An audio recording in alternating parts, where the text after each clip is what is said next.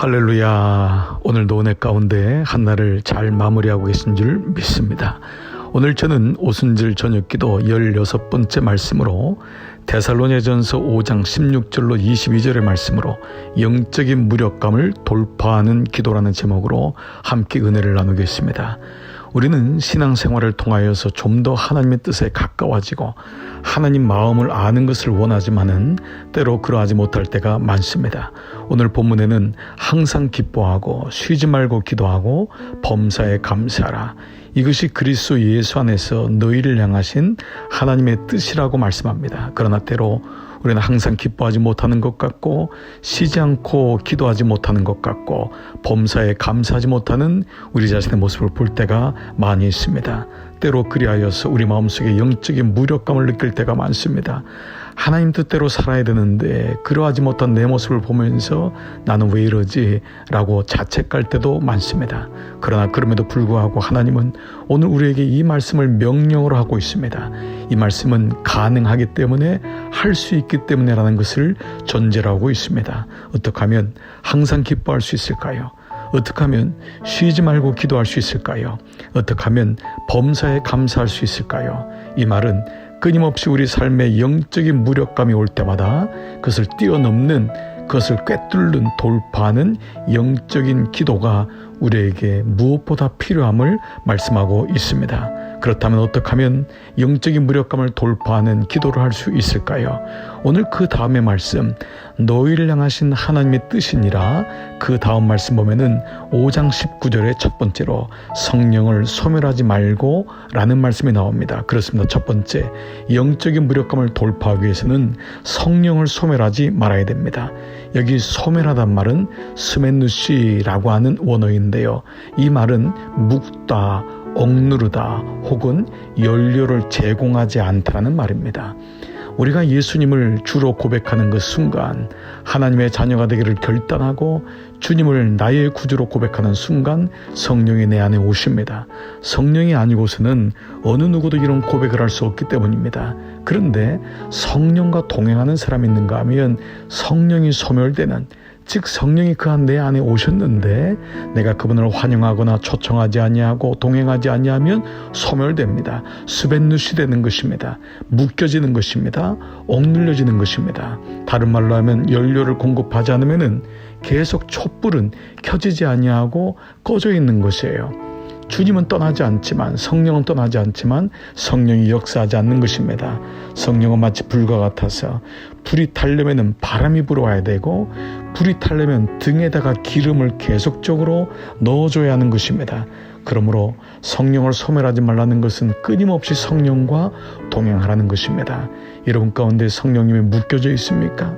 성령님이 혹시는 소멸되는, 역사하지 않고 있습니까? 성령님은 인격적이기 때문에 내가 그분을 부르고 초청하고 여쭈고 그분과 동행하기를 기뻐할 때 성령은 계속적으로 내 안에서 역사하고 불타는 것입니다. 그 다음 두 번째 말씀은 예언을 멸시하지 말라고 합니다. 무력감을 돌파하는 것은 내 힘이 아닌 예언, 즉 하나님 말씀을 멸시하지 말아야 됩니다. 멸시한단 말은 다른 것보다 이것을 더 원하지 않는다, 다른 것을 더 좋아한다는 말이 전제되어 있는 것이죠. 하나님 말씀을 더 사모하고 그 말씀을 환영해야 됩니다. 그 말씀을 무시한다면 우리 안에서 영적인 무력감이 올 때 이길 수 있는 방법이 없는 것입니다. 예언의 말씀, 하나님 말씀을 늘 환영하십시오. 그 말씀을 무시하지 마십시오.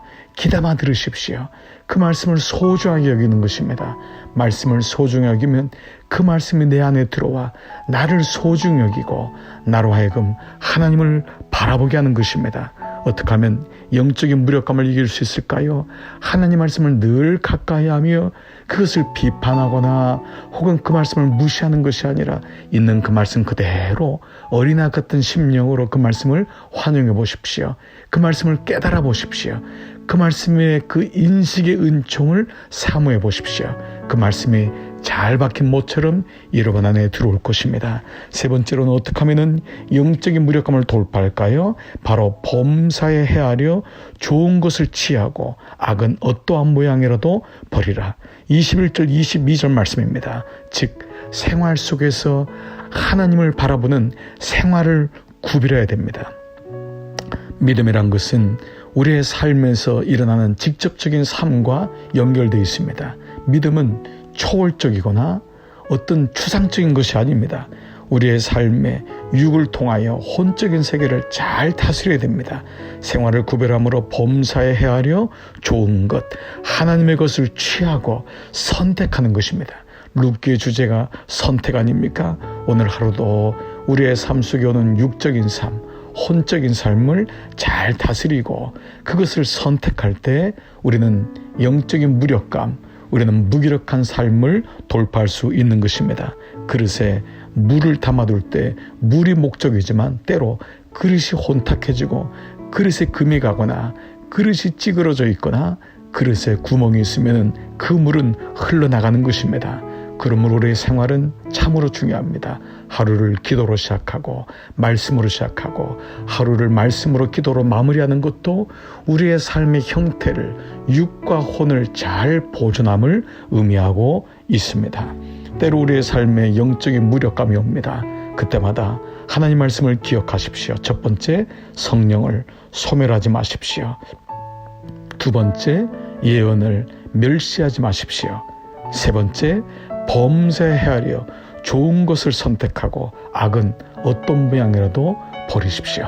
아무쪼록 여러분 5월은 교회 사랑의 달이요, 5월은 가정의 달이요, 5월은 생명의 달입니다. 오늘 한 날도 하나님의 은혜를 사모하며 영적인 무력감이 올 때마다 기도함으로 말씀함으로 성령을 소멸하지 않으므로 오늘 한 날도 기도를 선택함으로 끝까지 승리하시는 여러분 되시기를 주의 이름으로 축복합니다. 오늘도 이 말씀을 들으시고 10분 그리고 5분 아니 20분 30분 여러분의 기도가 길어지고 깊어지면서 오늘 한 날도 마무리하시기를 축복합니다. 운전하시면서 이 말씀을 듣습니까?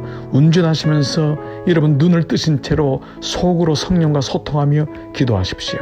오늘의 말씀을 산책하시면서 들으십니까? 산책하면서 하나님을 바라보고 산을 바라보고 들을 바라보면서 꽃을 바라보면서 기도하십시오.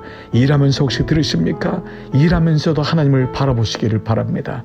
놀라운 하나님의 은혜가 영적인 무력감을 돌파하는 기도로 바뀌어 여러분의 삶을 이끌어갈 줄 믿습니다. 우리 함께 기도의 자리로 나가시겠습니다.